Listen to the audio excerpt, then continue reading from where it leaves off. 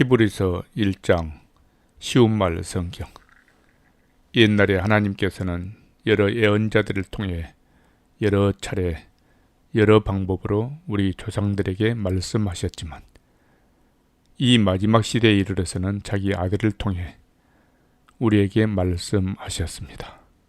하나님께서는 그 아들을 만물의 상속자로 세우시고 그 아들을 통해 온 세상을 창조하셨습니다.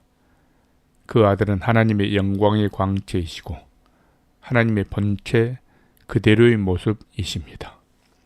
또한 그 아들은 자신의 능력 있는 말씀으로 만물을 굳게 붙들어 보존하시고 우리의 모든 죄를 깨끗이 씻어주신 후에 하늘에 오르셔서 높은 곳에 계신 존엄하신 하나님의 오른편에 앉으셨습니다.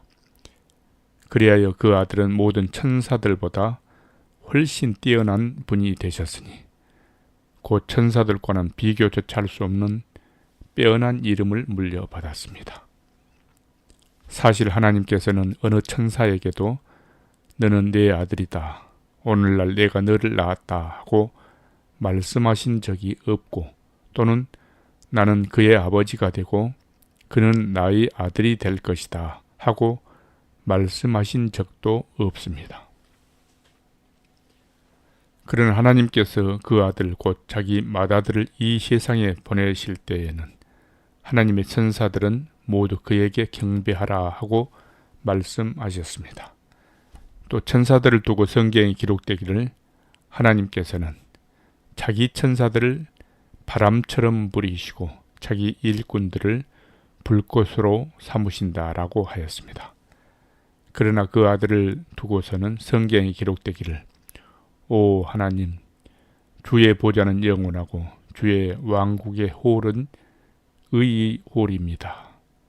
진실로 주께서는 의를 사랑하시고 악을 미워하십니다.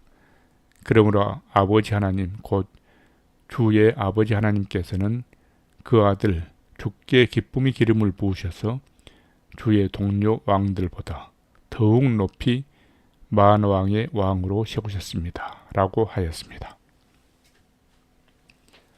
또 성경은 그 아들을 두고 기록하기를 오 주여 주께서는 태초에 땅의 기초를 놓으셨습니다.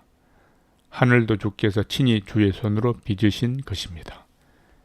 비록 하늘과 땅은 부서져 없어질지라도 또 온 천지 만물들은 옷처럼 닳아 없어질지라도 오직 주께서는 영원토록 계실 것입니다. 주께서 천지를 겉옷처럼 둘둘 말아 올리시면 그것들은 빛바랜 옷처럼 변할 것입니다. 그럴지라도 주께서는 변함없이 언제나 한결같으시고 주의 세월은 결코 다함이 없을 것입니다. 라고 하였습니다. 그런데 하나님께서 언제 한 번이라도 천사들 가운데 누구에게 내가 너의 원수들을 너 발 아래 굴복시킬 때까지 너는 여기 내 오른쪽 보좌에 앉아 있어라 하고 말씀하신 적이 있었습니까? 결코 그런 적이 없습니다. 다만 모든 천사들은 구원받을 사람들을 섬기도록 하나님께로부터 보내심을 받은 영들일 뿐입니다. 히브리서 2장 쉬운 말 성경. 그러므로 우리는 그릇된 길로 빠져들지 않도록 우리가 들은 것들을 마음속에 더욱 굳게 간직해야 합니다. 하나님께서 천사들을 통해 주신 율법의 말씀도 효력이 있어서 그것을 거슬려 죄를 짓거나 또는 그 말씀에 순종하지 않았을 때 그에 따른 공정한 처벌을 받았거든 하물며 우리가 이 큰 구원을 가볍게 여긴다면 어떻게 감히 그 형벌을 피할 수 있겠습니까? 이 큰 구원은 처음에 주께서 말씀하신 것이요 또 주의 말씀을 들은 사람들이 우리에게 확신을 갖고 증거해 준 것입니다. 더욱이 하나님께서도 이 큰 구원의 말씀이 참되다는 것을 여러 표징들과 놀라운 일들과 기적들로 또 자기 뜻에 따라 나누어 주신 성령의 은사들로 함께 증거해 주셨습니다. 하나님께서는 지금 우리가 말하는 장차올 세상을 천사들의 통치 아래 맡겨두신 것이 아닙니다. 누군가가 성경에 이렇게 증언했습니다. 사람이 무엇이기에 주께서 그를 생각해 주시며 인자가 무엇이기에 주께서 그를 보살펴 주십니까? 주께서는 그를 잠깐 동안 천사들보다 조금 못하게 낮추셨지만 나중에는 영광과 존귀의 멸류관을 그에게 씌워주셨고 온 세상 만물을 그의 발 아래 두어 복종케 하셨습니다.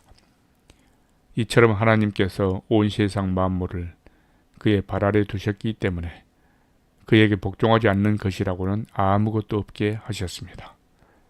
그러나 지금 우리가 보기로는 아직까지는 만물이 그에게 다 복종하고 있지는 않습니다.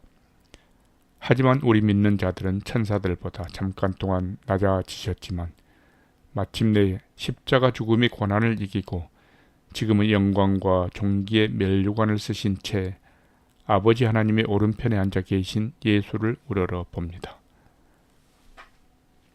정녕 예수께서 십자가 죽음을 당하신 것은 하나님의 은혜로 모든 믿는 자들에게 구원을 가져다 주기 위함이었습니다. 만물을 창조하셨을 뿐만 아니라 또한 만물을 보존하시는 하나님께서는 자신에게 속한 많은 자녀들을 영광에 이르게 하시려고 그들에게 구원을 가져다 줄 구원의 창시자를 고난을 통해 완전케 하셨는데 그것은 지극히 당연한 일이었습니다. 사람들을 거룩하게 하시는 분과 또 거룩하게 하게 된 사람들은 모두가 한 분이신 하나님께 속한 한 가족입니다. 그러므로 사람들을 거룩하게 하시는 예수 그리스도께서는 거룩하게 된 사람들을 조금도 부끄러워하지 않고 기꺼이 자신의 형제들이라고 부르셨습니다.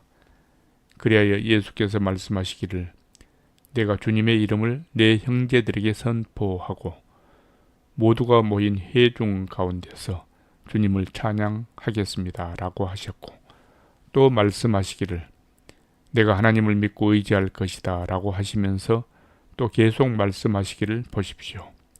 하나님께서 내게 보내신 자녀들과 함께 내가 여기에 있습니다 라고 하셨습니다. 하나님의 자녀들인 우리는 피와 살을 가졌고 예수께서도 우리와 마찬가지로 살과 피를 가진 인간의 모습으로 나섰습니다. 그런 까닭은 자기 육신의 죽음을 통해서 죽음의 권세를 가진 자, 곧 마귀를 멸망시키기 위해서이고 또한 죽음의 공포 때문에 평생토록 마귀의 노예로 매여 사는 사람들을 해방시켜 주시기 위해서였습니다. 이처럼 예수께서는 천사들을 도우시려고 이 세상에 오신 것이 아니라 분명 아브라함의 자손들을 도우시려고 오신 것입니다. 그러므로 예수께서는 모든 면에서 자기 형제인 우리들과 같아지셔야만 했습니다. 그 이유는 예수께서는 하나님 앞에서 자비롭고 신실한 대제사장이 되셔서 자기 형제인 우리 인간들의 죄를 대속하셔야 했기 때문입니다. 결국 예수께서는 몸소 시험을 받으시고 또 고난을 겪으셨기 때문에 시험당하는 사람들을 넉넉히 도우실 수 있게 되었습니다. 히브리서 3장 쉬운 말 성경. 그러므로 우리와 함께 하늘의 부르심을 받은 거룩한 형제들이여 이제는 하나님의 사도요 우리 신앙의 대제사장이신 예수만을 깊이 생각하십시오. 이 예수께서는 일찍이 모세가 하나님의 온 집안에 충실했듯이 자신을 세우신 분께 충실하셨습니다. 그러나 집을 지은 건축자가 집 자체보다 더 영예로운 것과 마찬가지로 예수께서는 모세보다 훨씬 더 큰 영광을 받으시기에 지극히 합당하신 분이십니다. 모든 집마다 그 집을 지을 사람이 있듯이 온 세상 만물을 지으신 분이 계시는데 그분은 곧 하나님이십니다. 모세는 종으로서 하나님의 온 집에서 충실히 일함으로써 장차 하나님께서 말씀하실 것들의 증인이 되었습니다. 그러나 그리스도께서는 아들로서 하나님의 온 집안을 충실히 다스린 분이십니다. 우리가 그 소망을 굳게 붙든 채 확신과 긍지를 갖고 살아간다면 우리는 하나님의 집안 사람들입니다. 그래서 성령께서는 이렇게 말씀하셨습니다. 오늘날 너희가 그의 음성을 듣는다면 너희 조상들이 광야에서 시험받던 기간에 반역했던 것처럼 너희 마음을 완고하게 하여 고집을 부리지 말아라. 너희 조상들은 거기 광야에서 나를 줄곧 시험하면서 40년 동안이나 내가 한 일을 지켜보았다. 그 때문에 나는 너희 조상들을 향해 분노하면서 이렇게 말하였다.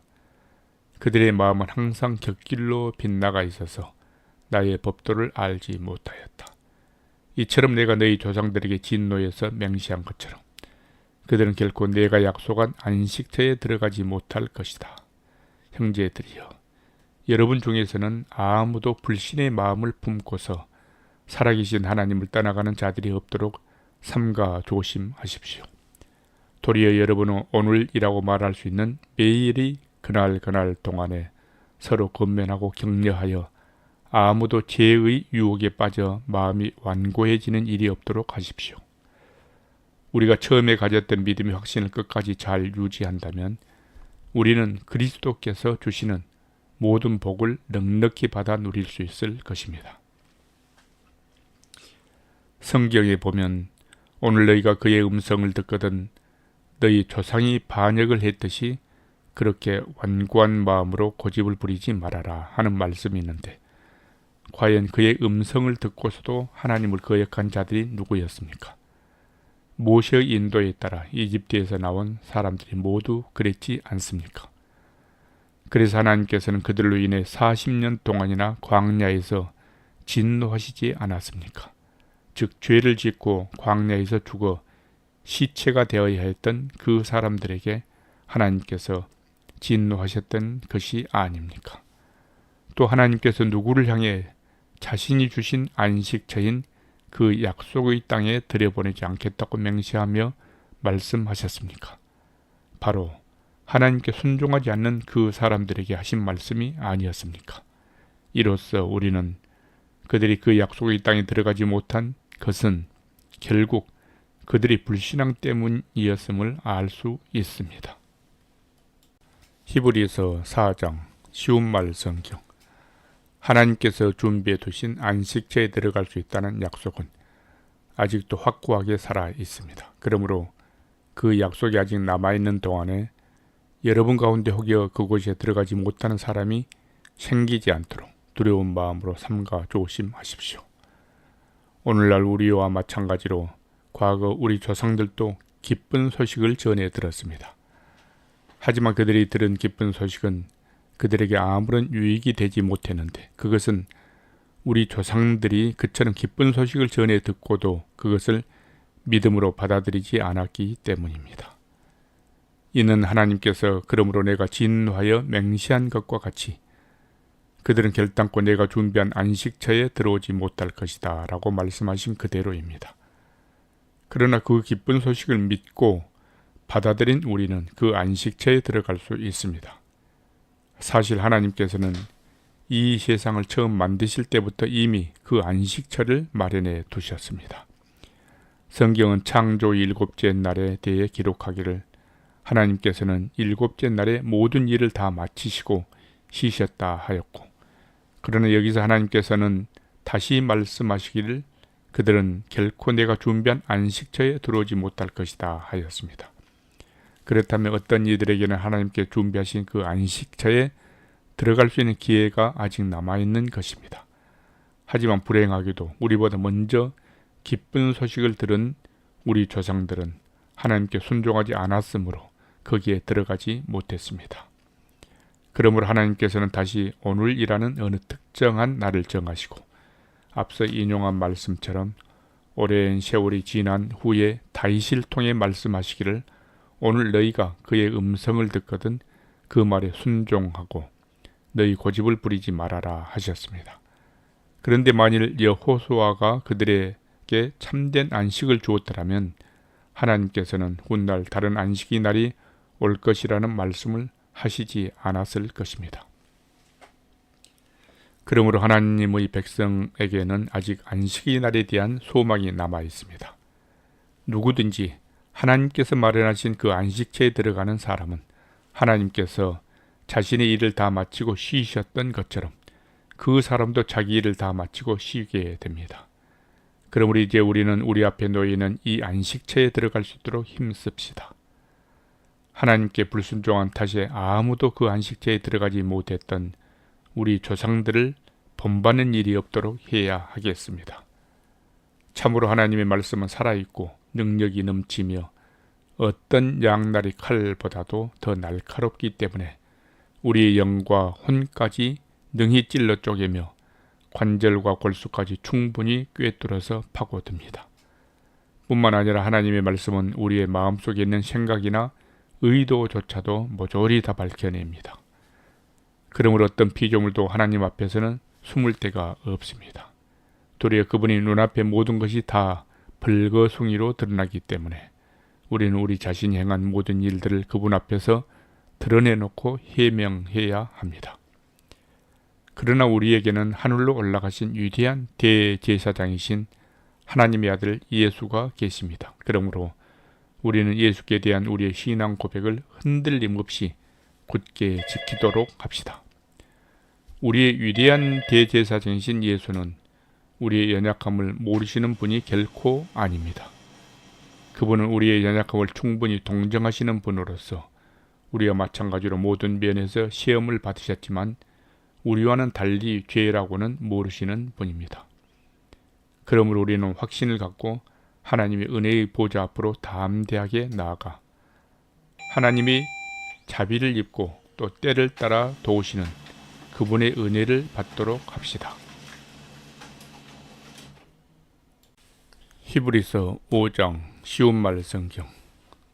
대제사장마다 모두 사람들 가운데서 뽑혀 하나님께 예물을 바치고 속죄의 제사를 드림으로써 사람들을 대신하여 하나님을 섬기는 일을 합니다. 대제사장으로 봉사하는 그 사람 역시 연약함이 휩싸인 인간에 불과하므로 어리석고 빗나가는 다른 사람들을 관대하게 대할 수 있습니다. 대제사장이 다른 사람들의 죄뿐만 아니라 자신의 죄를 위해서도 속죄의 제사를 드려야 하는 이유가 바로 여기에 있습니다.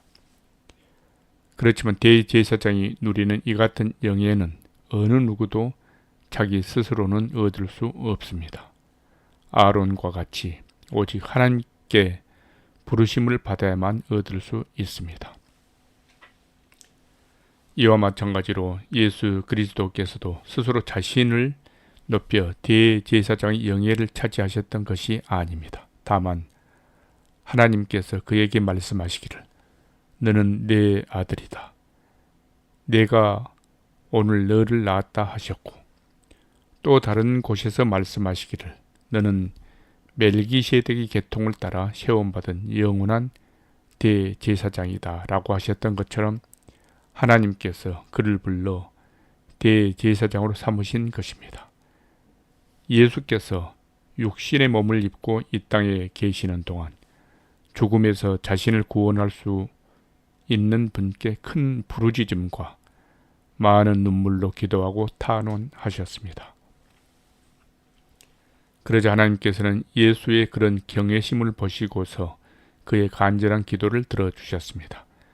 비록 예수께서는 하나님의 아들이었지만 몸소 고난을 겪음으로써 아버지 하나님께 순종하는 법을 배우셨습니다. 이 같은 순종을 통해 마침내 완전하게 되신 예수께서는 또한 자신에게 순종하는 모든 사람에게 영원한 구원의 원천이 되셔서 멜기세덱의 계통을 따르는 대제사장으로 아버지 하나님께 임명을 받으신 것입니다. 멜기세덱에 관한 일에 대해서는 할 말이 많지만 여러분의 배움이 더뎌서 알아듣도록 설명하기가 무척 어렵습니다.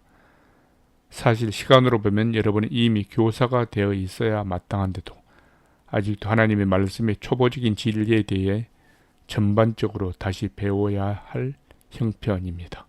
그래서 여러분은 단단한 음식을 먹을 만큼 자라지 못하여 아직도 젖을 먹는 갓난아이 수준에 머물러 있습니다. 젖먹이들은 아직 어린 아이여서 올바른 가르침을 깨닫는 분별력이 부족합니다. 그러나 자라나서 어른이 되면 단단한 음식도 충분히 먹을 수 있게 됩니다. 어른은 지각을 사용하여 스스로를 부단히 단련시킨 결과로 옳은 것과 그른 것을 분별할 줄 아는 사람들입니다. 히브리서 6장 쉬운 말 성경. 그러므로 이제 우리는 그리스도 교회에 대한 초보적인 가르침을 넘어서서 성숙한 단계로 나아갑니다. 곧 죽음에 이르는 악한 행실에서 벗어나는 회개와 하나님께 대한 믿음과 세례와 안수와 죽은 자들이 부활 및 영원한 심판 등과 관련하여 새삼스레 다시 교훈의 기초를 닦는 일이 없어야 할 것입니다.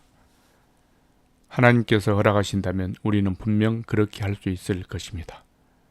한번 깨우침을 얻어서 하늘의 은사를 맛보고 성령을 체험하고 하나님의 말씀이 얼마나 선한 것인가를 알고 또 장차올 세상의 능력을 맛보고서도 그런 사람들이 넘어져 신앙을 버리게 되면 다시는 그들을 회개에 이르도록 새롭게 할 길이 없습니다. 왜냐하면 그런 사람이야말로 하나님의 아들을 다시금 십자가에 못 박고 대중 앞에서 크게 욕보인 셈이기 때문입니다. 땅이 그 위에 충분히 내리는 비를 잘 흡수해서 농사짓는 사람에게 유익한 농작물을 공급해주면 그 땅은 하나님께 복을 받습니다. 그러나 가시덤불과 엉겅퀴만 무성하게 내면 그 땅은 쓸모가 없게 되고 또 저주를 받아서 결국에는 불에 태워지고 말 것입니다. 그러나 사랑하는 여러분, 우리가 이런 말을 한다고 해서 그것이 여러분에게 적용되는 것은 아니라고 생각합니다. 사실 여러분에게는 구원에 이르게 하는 더 좋은 것들이 있다는 것을 확신합니다. 하나님께서는 절대로 불공정하신 분이 아니십니다. 그러므로 여러분이 여태 성도를 도와왔고 지금도 계속 돕고 있으니 하나님께서는 여러분의 선한 행실과 또 여러분이 하나님의 이름을 위하여 보여준 귀한 사랑을 잊지 않으실 것입니다. 여러분이 이러한 선한 열심을 마지막까지 변함없이 보여줌으로써 여러분의 소망을 확실히 이루기를 바랍니다. 그러므로 여러분은 게을러서는 안 됩니다. 오직 믿음과 인내로 약속된 유산을 물려받은 신앙의 인물들을 본받는 자들이 되어야 합니다. 일찍이 하나님께서 아브라함에게 약속하실 때 하나님께서는 자기보다 더 큰 이가 없기 때문에 자기 자신을 두고 스스로 맹세하시면서 말씀하시기를 내가 반드시 너에게 복을 내리고 너로 크게 번성하게 하겠다 하셨습니다. 그래서 아브라함은 인내를 갖고 오래 기다린 끝에 마침내 약속된 것을 받아 누렸습니다. 사람들은 맹세를 할 때는 자기보다 더 위대한 존재를 두고 맹세를 합니다. 그리고 그런 맹세를 통해 자기가 한 말에 매듭을 짓고 또 모든 논쟁을 끝냅니다. 이와 같이 하나님께서도 자신의 약속을 물려받을 사람들에게 자신의 뜻과 계획이 절대로 변치 않는다는 사실을 확실하게 나타내 보이시려고 맹세로서 그 약속을 확증하셨습니다.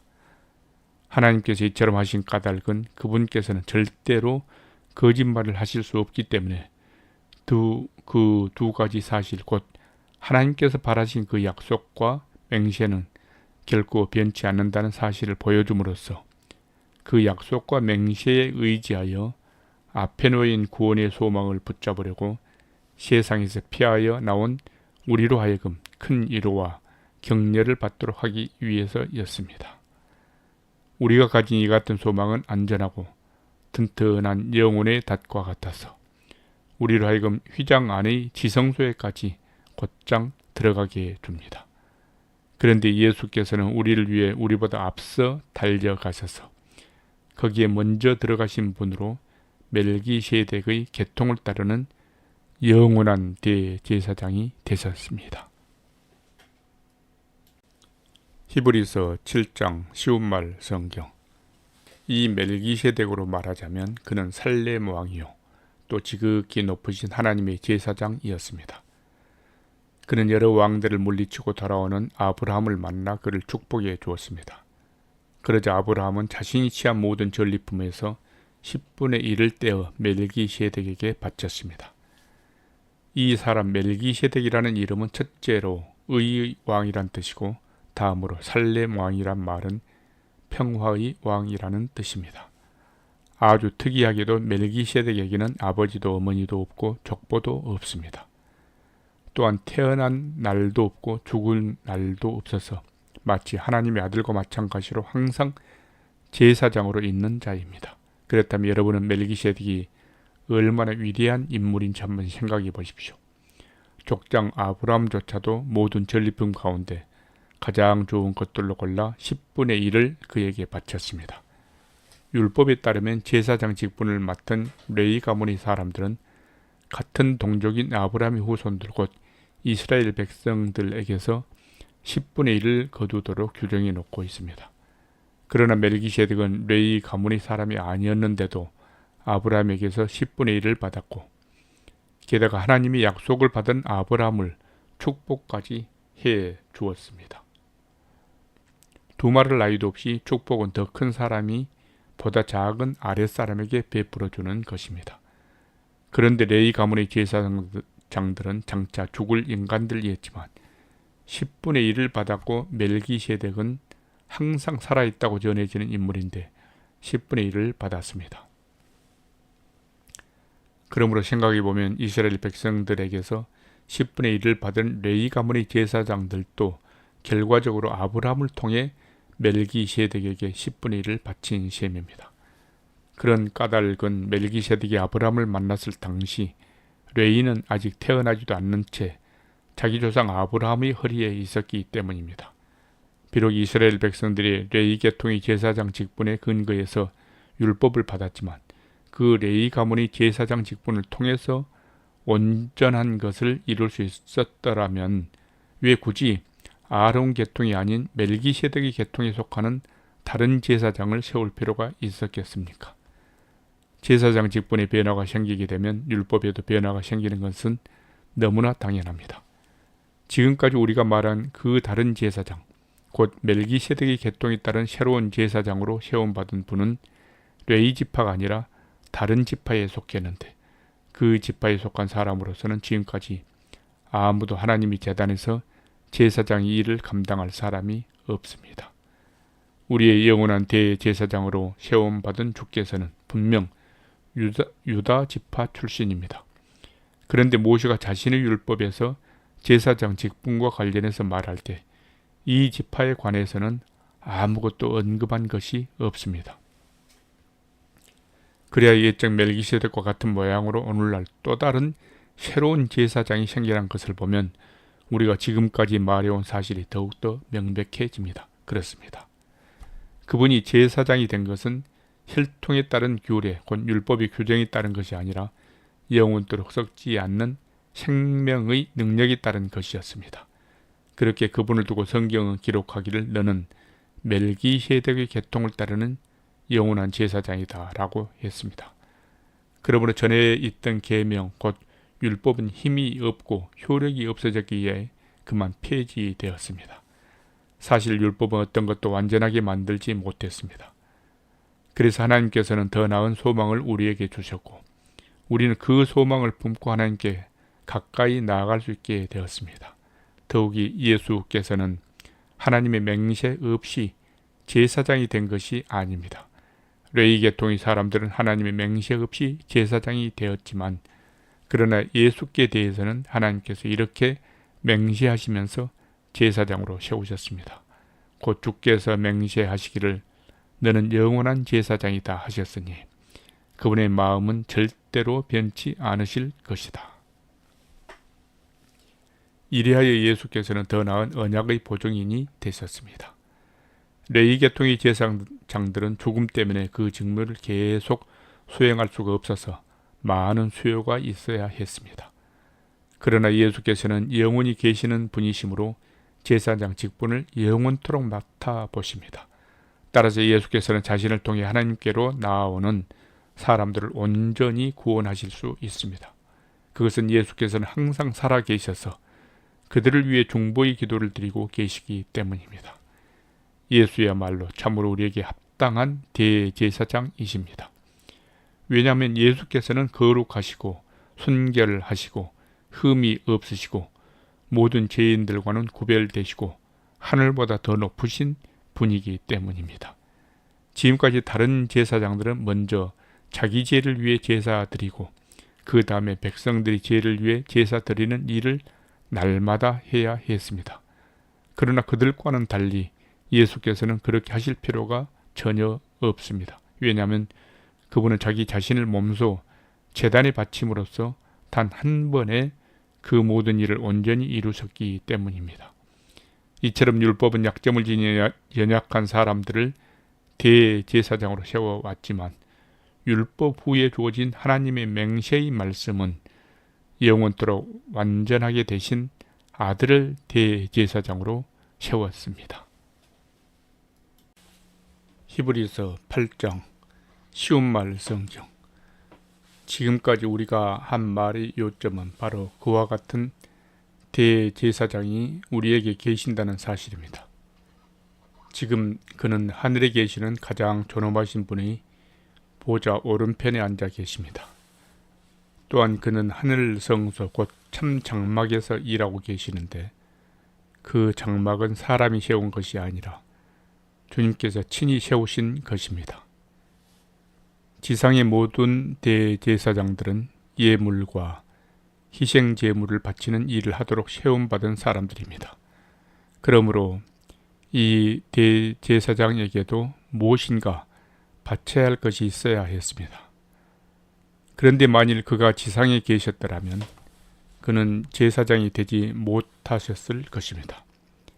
왜냐하면 지상에서는 율법에 따라 예물을 바치는 사람들이 이미 많이 있기 때문입니다. 그러나 지상의 제사장들이 섬기는 땅의 성소는 하늘에 있는 참 성소의 그림자요 모형에 불과합니다. 옛적에 모세가 장막을 세우려고 했을 때 하나님께서 모세에게 지시하기를 너는 명심하여 내가 산 위에서 너에게 보여준 모형에 따라 모든 것을 만들도록 하여라 하신 것은 바로 이런 사실 때문입니다. 참으로 예수께서 받으신 대제사장의 직분은 레위 계통의 대사장 직분보다 훨씬 탁월한 것이었습니다. 왜냐하면 예수께서는 더 나은 언약의 바탕 위에 세워진 더 나은 언약의 중재자이시기 때문입니다. 만일 저 첫 번째의 언약에 아무 결함이 없었다면 두 번째 언약이 생겨나야 할 필요가 전혀 없었을 것입니다. 그러나 하나님께서는 자기 백성들과 맺은 첫 번째 언약에서 결함을 발견하시고는 이렇게 말씀하셨습니다. 나 주가 말한다. 보라, 날이 이를 터인데 그때 내가 이스라엘 및 유다 집과 새 언약을 맺을 것이다. 또 나 주가 말한다.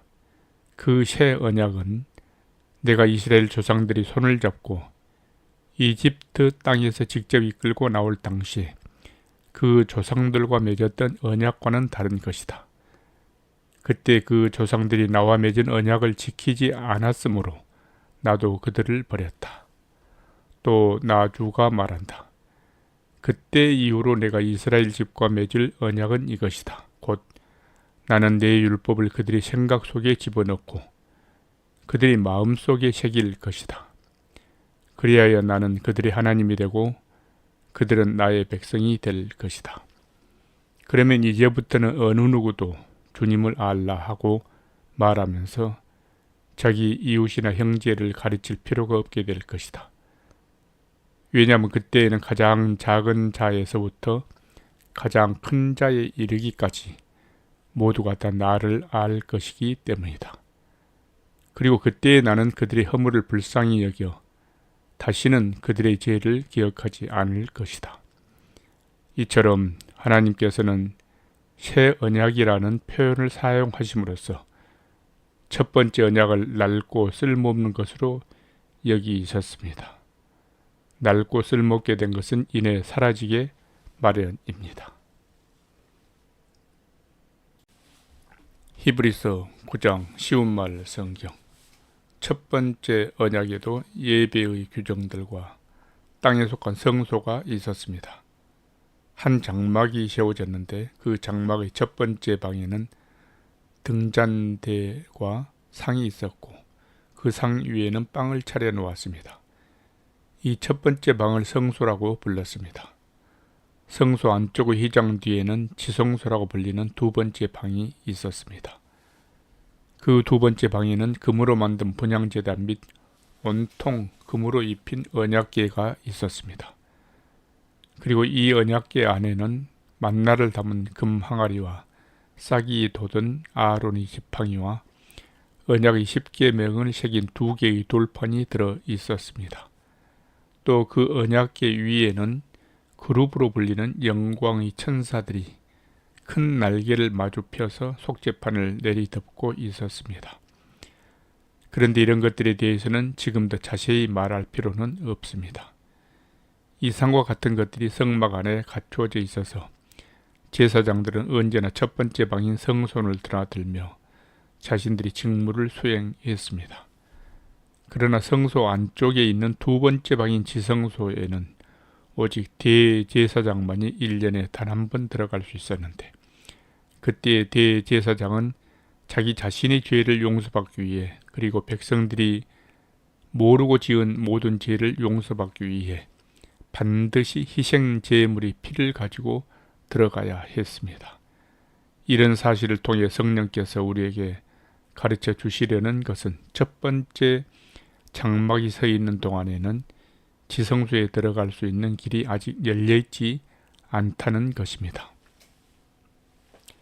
이 장막은 현 세대를 위한 비유로 오늘날 우리에게 교훈을 줍니다. 즉, 옛 제도 아래서는 장막의 제사 규례에 따라 아무리 예물과 희생 제물을 바칠지라도 예배하는 사람의 양심까지 정결하게 해줄 수가 없다는 것입니다.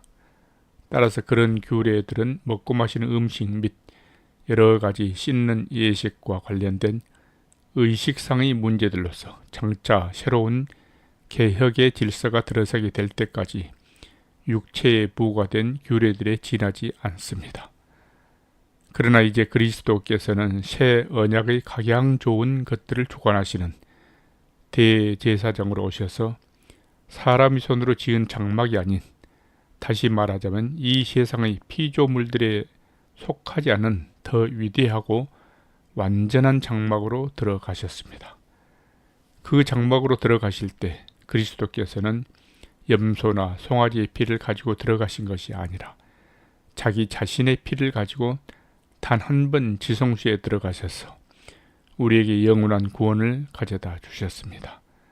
만일 옛 제사의 규례에 따라 염소 및 황소의 피와 암송아지를 태운 죄를 부정한 사람에게 뿌려도 그 육체가 깨끗해져서 거룩하게 될 수 있었다면, 하물며 영원하신 성령의 능력을 힘입어 자기 자신을 몸소 흠없는 제물로 삼아 하나님께 온전히 바치신 그리스도의 피야말로 더욱더 우리의 양심을 깨끗하게 하게 해서 우리로 하여금 우리를 죽음으로 이끄는 모든 악한 행실로부터 벗어나게 해서 오직 살아계시는 하나님을 섬길 수 있도록 해주지 않겠습니까?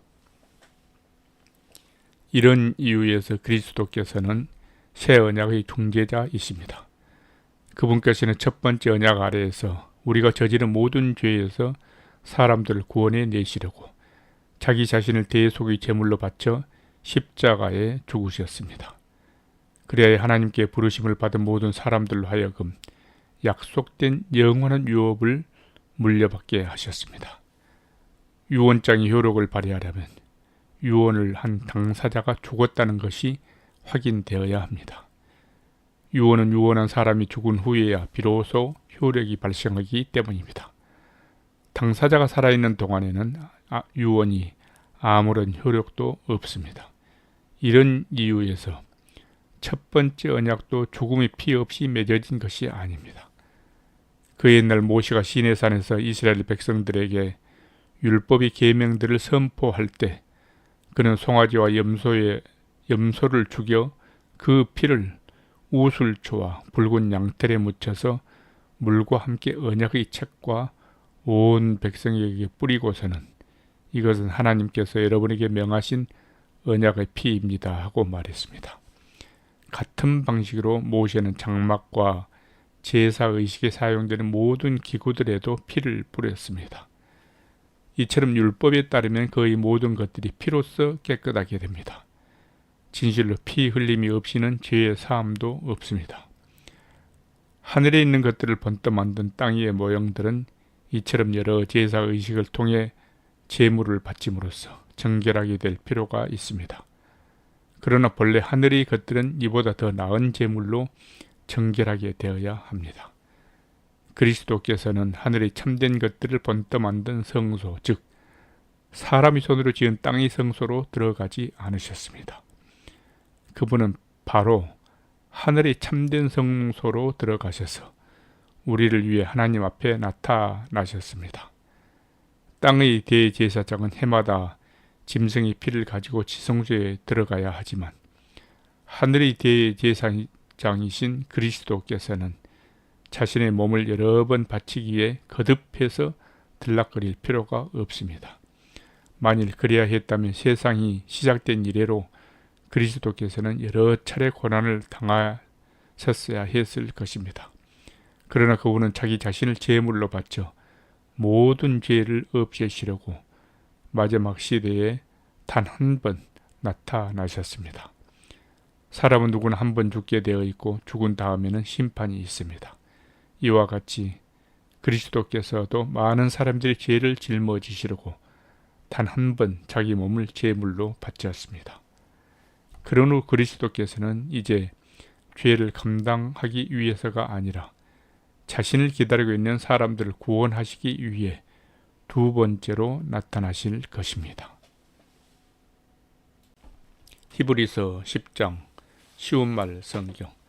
율법은 장차 있을 좋은 것들의 그림자에 불과할 뿐이고 실체가 아닙니다. 그렇게 똑같은 제사를 해마다 반복해서 드릴지라도 예배를 드리기 위해 하나님께 나오는 사람들을 온전하게 만들 수 없습니다.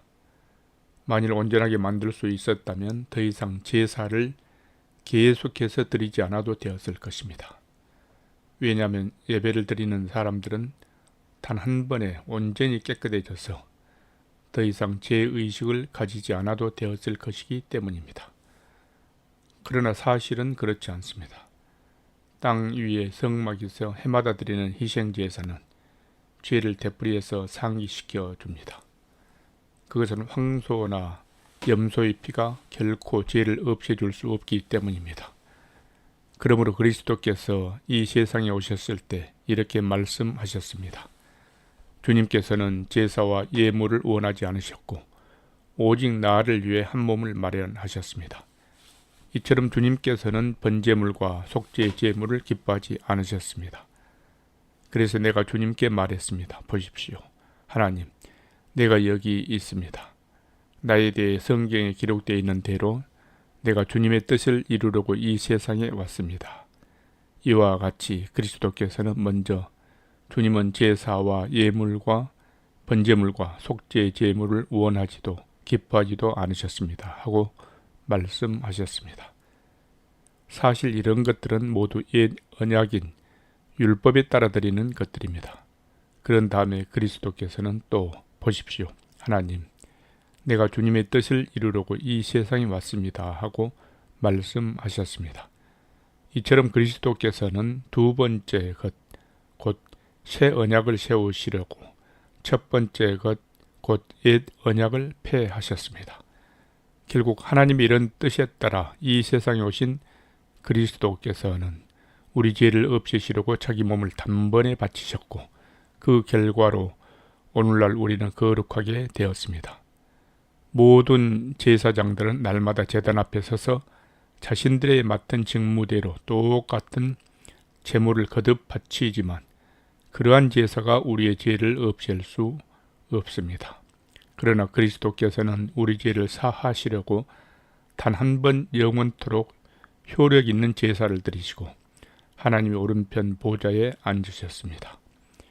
그 이후로 그리스도께서는 모든 원수들이 자기 발 아래 굴복할 때까지 기다리고 계십니다. 그리스도께서는 자신이 드린 단 한 번의 희생제사로 거룩하게 된 사람들을 영원토록 온전하게 만들어 주셨습니다. 이 사실에 대해서는 성령께서도 우리에게 명백히 증언하십니다. 곧 성령께서 말씀하시기를 그날 이후에 내가 그들과 맺은 언약은 이것이다. 곧 내가 나의 율법을 그들이 마음에 기록하고 그들이 생각 속에 새겨주겠다 하셨고, 그러고 나서 또 덧붙여 말씀하시기를 이제부터는 내가 그들의 죄와 허물을 다시는 기억하지 않겠다 하셨습니다. 이처럼 용서가 다 이루어졌으니 이제는 더 이상 죄 용서를 위해 희생 제물을 드릴 필요가 없게 된 것입니다. 그러므로 형제들이여, 이제 우리는 예수 그리스도께서 흘리신 그 피로 인해 담대한 마음으로 하나님께서 계신 지성소에 들어갈 수 있게 되었습니다. 이 길은 예수께서 우리를 위해 지성소 휘장을 뚫고 열어놓으신 것으로 진정 새롭고 살아있는 길입니다. 그런데 그 휘장은 바로 그분의 육체입니다. 우리에게는 하나님의 집을 다스리시는 위대한 대제사장이 계시고, 또한 우리 마음은 그리스도의 피 뿌림으로 인해 악한 양심에서 벗어나 깨끗해졌으며 우리 몸도 맑은 물로 인해 정결해졌으므로 이제는 확고한 믿음과 진실한 마음으로 하나님께 담대히 나아갑시다. 또 우리에게 약속하신 분은 영원토록 신실하심으로 조금도 흔들리지 말고 우리가 고백하는 소망의 믿음을 더욱 굳게 붙잡도록 합시다. 그리고 우리는 서로를 사랑하고 선한 일을 하도록 피차 돌아보고 격려합시다. 어떤 사람이 잘못된 습관처럼 우리는 함께 모이는 일을 절대로 소홀히 하지 말고 도리어 서로를 격려하고 권면하는 가운데 주의 재림의 날이 가까워오는 것을 볼수록 더욱 힘써 모이도록 합시다. 만일 우리가 이 같은 진리에 대한 지식을 얻은 후에도 일부러 계속해서 죄를 짓는다면 더 이상 그 죄를 용서받을 수 있는 제사가 없습니다. 그런 사람들에게는 대적하는 자들을 모조리 불에 태워버리시는 하나님의 무서운 진노와 심판만이 기다리고 있을 따름입니다. 한번 생각해 보십시오. 옛적 모세의 율법을 어긴 자들도 두세 증인의 증언만 있으면 가차 없이 사형에 처했거든. 하물며 하나님의 아들을 짓밟고 자기를 거룩하게 해준 언약의 피를 부정한 것으로 여기며 은혜의 성령을 모독한 자들에게야 얼마나 더 크고 무서운 형벌이 임하겠습니까? 우리는 원수 갚는 것은 내가 할 일이니 내가 다 갚아주겠다라고 말씀하시고, 또 주께서는 자기 백성을 심판하실 것이다 라고 말씀하신 분을 알고 있습니다. 이처럼 살아계신 하나님의 징벌이 손에 떨어지는 것은 정말 두려운 일입니다. 형제들이여, 여러분은 진리의 빛을 받아들인 이후에 고난 가운데서도 잘 견디면서 싸워 이겨내던 초창기 시절을 되새기십시오. 여러분은 때때로 비방을 받고 공공연히 박해를 당하기도 했고, 또 그런 고난을 겪는 사람들이 동료가 되기도 했습니다. 또한 여러분은 감옥에 갇힌 자들과 함께 아파하고 여러분의 재산을 빼앗기면서도 기쁨으로 견뎌내기도 했습니다. 여러분이 그렇게 할 수 있었던 것은 여러분에게는 장차 더 좋고 더 영구적인 재산이 기다리고 있다는 것을 알았기 때문입니다. 그러므로 여러분은 끝까지 그런 확신을 잃어버리지 마십시오. 그리하면 반드시 장차 큰 보상이 뒤따를 것입니다. 여러분이 하나님의 뜻을 행하면 하나님께서 약속하신 것들을 받을 것입니다. 그러자면 여러분에게는 반드시 인내가 필요합니다. 그러나 오래 걸리지는 않을 것입니다. 성경에 기록되기를 머지않아 주께서 오실 터인데 그분은 지체하지 않으실 것이다. 그때 나의 의인은 오직 믿음으로 말미암아 살 것이다. 누구든지 믿음에서 물러선다면 내 마음이 그를 기뻐하지 않을 것이다 하였습니다. 그러나 우리는 믿음에서 물러나 멸망당할 사람들이 아닙니다. 우리는 믿음을 지켜 영생을 얻을 사람들입니다. 히브리서 11장 쉬운 말 성경. 믿음은 우리가 바라는 것들에 대한 실체요, 보이지 않는 것들에 대한 증거입니다. 우리 조상들은 참으로 이 같은 믿음을 지녔기에 하나님께 인정을 받았습니다. 믿음으로 우리는 이 세상의 모든 것들이 하나님의 말씀으로 창조되었다는 것을 알고, 그래서 우리 눈에 보이는 세상은 본래 존재했던 어떤 것들로 만들어진 것이 아니라 오직 하나님의 말씀으로 말미암아 생겨난 것임을 깨닫습니다. 믿음으로 아벨은 형 가인보다 더 나은 제물을 하나님께 바쳤습니다. 하나님께서는 아벨이 바친 믿음의 제물을 기꺼이 받으시면서 그를 의롭다고 인정해 주셨습니다. 이처럼 아벨은 믿음으로 제물을 바침으로써 그 제물이 하나님께 인정을 받았던 것입니다. 오늘날 아벨은 죽었지만 그는 자기 믿음을 통해 여전히 우리에게 증언하고 있습니다. 믿음으로 에녹은 죽음을 경험하지 않고 그 몸이 들려 하늘나라로 옮겨졌습니다. 하나님께서 그를 산채로 데려가시기 때문에 그의 모습이 세상에서는 더 이상 보이지 않게 되었습니다. 하늘나라로 옮겨가기 전부터 에녹은 그 믿음으로 하나님을 기쁘시게 하는 자라는 인정을 받았습니다. 그렇습니다. 믿음이 없이는 아무도 하나님을 기쁘시게 해드릴 수 없습니다. 그러므로 하나님께로 나아가려고 하는 사람은 누구든지 하나님께서 살아계신다는 것과 또 그분은 자신을 진정으로 열심히 따르는 사람들에게 반드시 상을 주시는 분이시라는 것을 믿어야 합니다. 믿음으로 노아는 아직 아무런 조짐조차 보이지 않는 미래의 일들에 대해 하나님의 지시를 받았을 때 거룩한 두려움 속에서 방주를 지어 대홍수 때 자기 가족들을 구원했습니다. 이로써 노아는 그 믿음으로써 불신 세상을 정죄하였고 나아가 그 믿음으로 인해 의의 상속자가 되었습니다. 믿음으로 아브라함은 하나님께 부르심을 받았을 때 그대로 순종하여 장차 유업으로 받게 될 약속의 땅을 향해 길을 떠났습니다. 그런데 그때 아브라함은 자신이 어디로 가야 하는지 알지 못한 상태에서 오직 믿음으로 나아갔습니다. 마침내 약속의 땅에 도착했지만 믿음으로 그는 낯선 타국에 잠시 몸부쳐 사는 이방인처럼 그렇게 살았습니다. 즉 아브라함은 낯선 타국 땅에서 장차 자신과 함께 동일한 언약의 상속자가 될 이삭 및 야곱과 더불어 나그네처럼 천막을 치고 살았습니다. 이것은 그가 조만간 하나님께서 친히 설계하시고 세우실 견고한 터 위의 도성을 기대하고 있었기 때문입니다. 또 믿음으로 아브라함은 자기가 너무 늙었고 자기 아내 사라도 이미 아기를 낳을 수 없는 단산의 몸이었지만 마침내 생리식의 능력을 얻어 아버지가 될 수 있었습니다. 그것은 그가 자신에게 약속하신 분을 신실한 분으로 끝까지 믿었기 때문입니다. 그래야 마치 죽은 사람이나 다름없는 이 한 사람에게서 하늘의 별들과 같이 많고 바닷가의 모래알들 같이 셀 수 없는 수많은 후손들이 생겨난 것입니다. 이 사람들은 모두 믿음을 따라 살아가다가 죽었습니다. 비록 그들은 살아있을 동안에는 약속된 것들을 받지 못했지만 오직 믿음으로 그것들을 멀리서 보고 크게 반겼습니다. 그리고 이 세상, 이 땅에서는 자신들이 잠시 머무는 외국인이며 또 나그네 신세임을 신앙 고백했습니다. 이 같은 신앙 고백을 하는 사람들은 자신들이 참된 본향을 찾고 있는 나그네 된 사람들임을 분명히 나타내 보여주었습니다. 만일 그들이 떠나온 세상 고향을 생각하고 있었더라면 그들에게는 돌아갈 기회가 얼마든지 있었습니다. 그러나 그들은 실상 더 좋은 고향, 곧 하늘나라를 갈망하고 있었습니다.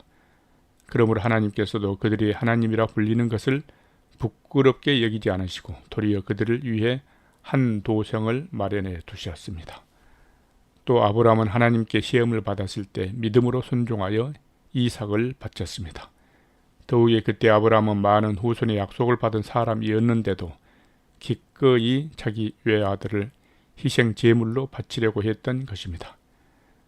일찍이 하나님께서는 아브라함에게 이런 약속을 하셨습니다. 오직 이삭을 통해서 태어난 사람들이라야 네 후손이라고 불릴 것이다. 이 약속을 믿은 아브라함은 외아들 이삭이 죽더라도 하나님께서 반드시 그를 다시 살려내실 것이라고 생각했습니다. 비유적으로 말하자면 아브라함은 자기 믿음을 통해 외아들 이삭을 죽음으로부터 다시 돌려받은 셈입니다. 믿음으로 이삭은 장래에 이루어질 일을 두고 야곱과 에서를 합당하게 각각 축복해 주었습니다. 믿음으로 야곱은 죽을 때에 요셉의 두 아들을 합당하게 각각 축복해 주고는 자기 지팡이에 기대어 일어나서 하나님께 경배를 드렸습니다. 믿음으로 요셉은 죽을 때에 장차 이스라엘 백성이 이집트를 떠나게 될 것임을 말하면서 이집트를 떠날 때 자기 유골도 반드시 함께 가지고 나가달라고 당부했습니다. 믿음으로 모세의 부모는 모세가 태어났을 때 그 아이를 석 달 동안 몰래 숨겨 길렀습니다. 그것은 그들이 그 아들이 남다름을 알고는 아기를 죽이는 이집트 왕의 명령을 두려워하지 않았기 때문입니다. 믿음으로 모세는 어른이 되었을 때 이집트 공주의 아들로 불리는 것을 거부했습니다. 모세는 죄 가운데서 육신의 안락을 잠시 누리기보다는 도리어 하나님의 백성과 함께 고난받는 길을 선택했습니다. 그는 이집트의 온갖 보화를 소유하는 것보다 그리스도를 위해 온갖 모욕을 당하는 것을 마다하지 않았습니다. 그것은 믿음으로 그가 장차 받게 될 하늘의 상급을 바라보았기 때문입니다. 또 믿음으로 그는 이집트의 왕의 분노를 두려워하지 않고 이집트를 떠났습니다. 그는 보이지 않는 하나님을 마치 보는 것 같이 뚜렷이 바라보면서 참고 견뎠습니다. 또 믿음으로 그는 유월절 및 어린 양의 피를 뿌리는 의식을 행함으로써 이집트 땅에서 모든 처음 난 것들을 멸하는 죽음의 사절 하여금 이스라엘 집안의 맏아들을 해치지 못하도록 했습니다. 믿음으로 이스라엘 백성은 마치 마른 땅을 밟고 건너듯 홍해를 무사히 건넜지만 그들을 추격하던 이집트 군사들은 똑같이 그렇게 행하다가 모두 물에 빠져 죽고 말았습니다. 또 믿음으로 이스라엘 백성이 이랫동안 여리고 성을 돌자 그토록 견고하던 성벽이 와르르 무너져 내렸습니다. 믿음으로 기생 라합은 이스라엘 정탐꾼들을 자기 집에 맞아들여 무사히 숨겨줌으로써 여리고 성이 함락될 때 믿지 않은 사람들과 함께 죽지 않았습니다. 내가 얼마나 더 계속해서 열거해야 하겠습니까? 이 밖에도 기드온, 바락, 삼손, 입다, 다윗, 사무엘 그리고 여러 예언자들에 대해서 일일이 이야기하자면 시간이 모자랄 것입니다. 믿음으로 그들은 전쟁에서 이겨 나라들을 정복하고 하나님의 정의를 실현하고 약속된 것들을 받고 으르렁거리는 사자들의 입을 막고 맹렬히 타는 불의의 위력을 꺾고 죽음의 칼날을 피하고 연약한 데서 도리어 강해지고 전쟁터에서 용맹을 떨쳐 이방 군대를 물리치기도 했습니다. 또 여자들 가운데는 부활의 기적을 통해 죽은 가족을 되돌려 받은 기쁨을 맛본 사람들도 있습니다. 또 어떤 사람들은 믿는다는 이유로 심한 고문을 당했지만 구태여 풀려나기를 원치 않았습니다. 그것은 그들이 장차 더 나은 부활의 삶을 얻고자 했기 때문입니다. 또 어떤 사람들은 조롱을 받기도 했고 채찍질을 당하기도 했으며 심지어 쇠사슬에 묶여 감옥에 갇히기도 했습니다. 그뿐만 아닙니다. 돌에 맞아 죽은 사람도 있었고 톱질을 당해 몸이 두동강 나서 죽은 사람도 있었으며 칼에 찔려 죽은 사람도 부지기수였습니다. 양인의 염소 가죽의 야생 털옷을 입고 이리저리 떠돌며 생활하는 가운데 극심한 가난을 겪고 고난을 받으며 학대를 당한 사람도 있었습니다. 세상은 이런 사람들을 받아들이지 못했고 이런 사람들에게 세상은 또한 아무런 가치가 없었습니다. 그래서 그들은 광야와 산속과 동굴과 토굴 등을 찾아다니며 지냈습니다. 이 사람들은 모두 자신들의 믿음으로 인해 하나님께 인정을 받았지만 그들 중 누구도 약속된 것을 이 세상에서는 받지 못했습니다. 그 까닭은 하나님께서는 오늘날 우리 성도들을 위해 더 좋은 것을 마련해 두셨으므로 그들도 우리와 함께 최종적인 온전함에 이를 수 있도록 미리 작정하셨기 때문입니다. 히브리서 12장 쉬운 말 성경. 그러므로 형제들이여 이렇게 구름대처럼 수많은 증인들이 우리를 둘러싸고 있으므로 오늘날 우리도 온갖 무거운 짐들과 쉽사리 얽혀들게 하는 모든 죄악을 다 떨쳐버리고 믿음으로 우리 앞에 놓인 목표를 향해 끝까지 참고 견디며 달려갑시다. 우리는 오직 믿음의 창시자이시오 완성자이신 예수님만을 바라봅시다. 그분은 자기 앞에 놓여있는 영광스러운 기쁨을 위해 모든 부끄러움을 조금도 개의치 않으시고 십자가의 고통을 견뎌내셔서 마침내 하나님의 보좌 오른편에 앉으셨습니다. 그러므로 여러분은 죄인들의 숱한 배척과 모진 학대를 견뎌내신 예수 그리스도를 항상 생각하면서 믿음의 경주를 달릴 때 낙심하여 지치는 일이 없도록 하십시오. 여러분은 지금 죄의 유혹에 맞서 싸우고 있지만 아직 피를 흘릴 정도로 심한 싸움을 치른 적은 없습니다. 또한 여러분은 하나님께서 여러분을 자녀로 대하시면서 하신 격려의 말씀을 잊어버렸습니다. 말씀하시기를 내 아들아 주의 징계를 가볍게 여기지 말고 주께서 너를 책망하시더라도 결코 낙심하지 말라. 주께서는 자기가 사랑하시는 사람들마다 징계하시고 자기 자녀로 받아들이신 사람들마다 채찍질 하시기 때문이다 라고 하지 않았습니까?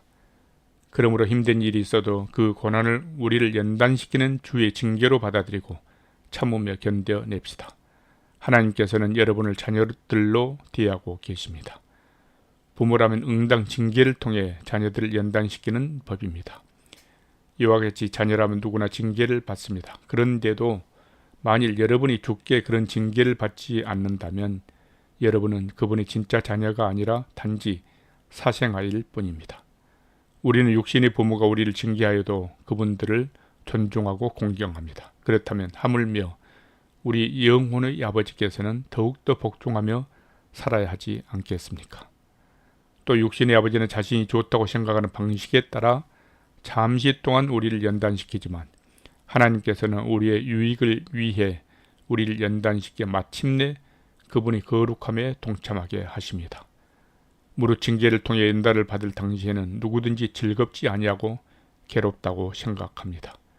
그러나 그런 과정을 통해 연단을 받은 사람들은 삶 속에서 의와 평강의 열매를 맺게 됩니다. 그러므로 여러분은 지쳐 늘어진 손과 연약하여 떨리는 무릎을 강하게 일으켜 세우고 여러분이 두 발로 똑바른 길을 힘차게 걸으십시오.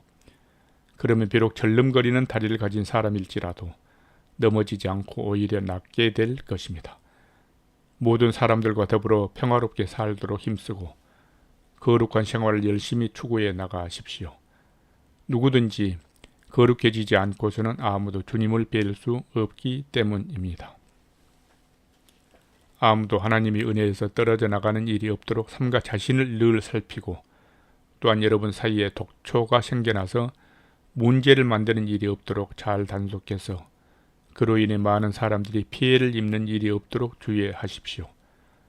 또한 성적인 문란함에 빠지지 말고 그 옛날 야곱의 형 에서처럼 세속적인 불신앙의 사람이 되지 않도록 조심하십시오. 에서는 팥죽 한 그릇에 장자의 권리를 야곱에게 팔아넘긴 사람입니다. 여러분도 잘 알다시피 그 뒤에 에서는 아버지에게 장자의 축복을 받으려고 계속 매달렸지만 거절당했습니다. 후회의 눈물을 줄줄 흘리면서 축복을 간구했지만 이미 때가 늦었기에 회개의 기회를 얻지 못했습니다. 오늘날 여러분이 믿음으로 나아가 다다른 곳은 그 옛날 이스라엘 백성들이 율법을 받았던 시내산 같은 곳이 아닙니다. 곧 육신으로 나아가 손으로 만져볼 수 있고 맹렬한 불이 타오르고 검은 구름과 흑암이 뒤덮고 폭풍이 세차게 일고 나팔 소리가 크게 울리고 두렵고 큰 음성이 들려오는 그런 곳이 아닙니다. 그때 시내산에서 그 음성을 들은 이스라엘 백성들은 더 이상 하나님께서 자신들에게 계속 말씀하시지 않기를 엎드려 빌었습니다. 그들은 비록 짐승일지라도 이 산에 닿으면 돌로 쳐 죽여야 한다라고 하신 하나님의 명령을 그들이 도무지 감당할 수 없었기 때문입니다. 심지어 그 광경을 본 모세마저도 얼마나 무서웠던지 나는 너무 두렵고 떨린다라고 고백했습니다. 그러나 오늘날 여러분이 믿음으로 다다른 곳은 시인의 산이 아니라 시온산입니다. 곧 살아계신 하나님의 도성인 하늘나라의 예루살렘입니다. 정녕 오늘날 여러분이 다다른 그곳에는 수많은 천사들이 무리와 그 이름이 하늘나라에 등록된 장자들이 교회와 모든 민족을 심판하시는 하나님과 이미 완전해진 의인들의 영혼과 새 언약의 중보자이신 예수 및 아벨의 피보다 더 크고 나은 효력을 바란 예수께서 뿌리신 속죄의 피가 있는 곳입니다. 그러므로 여러분은 부디 여러분에게 말씀하시는 분을 거역하지 않도록 조심하십시오. 옛적 이스라엘 사람들이 땅에서 경고한 모세를 거역하고도 그 형벌을 피할 수 없었거늘 하물며 오늘날 우리가 하늘에서 우리에게 경고하시는 하나님의 말씀을 거역한다면 어찌 그 큰 형벌을 피할 수 있겠습니까? 그때 시내산에서 발하신 하나님의 음성은 온 땅을 뒤흔들었지만 이제는 하나님께서 경고하시기를 내가 한 번 더 땅뿐만 아니라 하늘까지도 뒤흔들겠다라고 하셨습니다. 여기서 한 번 더라고 하신 말씀은 흔들리는 것들, 곧 이 세상의 모든 흔들리는 피조물들을 다 없애 버리시겠다는 뜻입니다. 그렇게 하시는 까닭은 흔들리지 않는 영원한 것들만을 영원토록 남아있게 하시려는 것입니다. 그러므로 오늘날 우리가 흔들리지 않는 영원한 나라를 받게 된 것에 진정 감사를 드리면서 경건함과 떨리는 마음으로 하나님을 합당하게 섬겨 그분을 기쁘게 해 드립시다. 참으로 우리 하나님께서는 모든 것들을 다 태워 없애는 불이십니다. 히브리서 13장 쉬운 말 성경. 여러분 서로를 형제처럼 사랑하십시오. 나그네 대접하기를 소홀히 하지 마십시오. 어떤 사람들은 평소 나그네를 잘 대접하다가 자신도 모르는 사이에 천사를 대접한 일도 있었습니다. 감옥에 갇혀있는 자들을 생각하되 여러분도 함께 갇혀있다는 심정으로 그들을 기억하십시오. 여러분도 몸을 가진 사람들이니 몸으로 고통받는 사람들을 헤아려 주십시오. 모두가 결혼을 귀하게 여기고 부부의 잠자리를 더럽히지 말고 순결하게 유지하십시오. 하나님께서는 음란한 자들과 간음하는 자들을 심판하실 것입니다. 돈을 사랑하여 돈에 얽매이지 말고 지금 갖고 있는 것으로 만족하십시오. 하나님께서는 우리에게 친히 말씀하시기를 내가 결코 너를 떠나지 않을 것이고 너를 버리지 않을 것이다 라고 했습니다. 그러므로 우리는 확신에 차서 담대하게 말할 수 있습니다. 주께서 나를 도와주시니 내가 무엇을 두려워하랴. 사람이 나를 어찌할 수 있으랴. 또 여러분은 하나님의 말씀을 여러분에게 가르쳐준 지도자들을 기억하십시오. 그들이 살다 간 삶의 길을 잘 살펴보고 그들이 신앙을 본받도록 하십시오. 예수 그리스도께서는 어제나 오늘이나 내일이나 영원토록 한결같은 분이십니다. 온갖 종류의 요상한 가르침에 마음을 빼앗기는 일이 없도록 특히 주의하십시오. 우리의 마음은 음식 규정을 잘 지킨다고 강해지는 것이 아니라 오직 하나님의 은혜로 강해집니다. 그러므로 음식 규정에 얽매여 사는 사람들은 아무런 유익을 얻을 수 없습니다. 우리에게는 우리의 한 제단이 있는데 옛 율법에 따라 성막에서 일하는 사람들은 우리의 제단 위에 놓인 제물을 먹을 권리가 없습니다. 그들의 제사의식에서 대제사장은 속죄 제물로서 짐승의 피를 가지고 지성소 안으로 들어가고 그 짐승의 몸은 진영 밖에서 모두 불태워 버립니다. 이와 같이 예수께서도 자신의 피로써 사람들을 거룩하게 하시려고 성문 밖에서 고난을 당하셨습니다.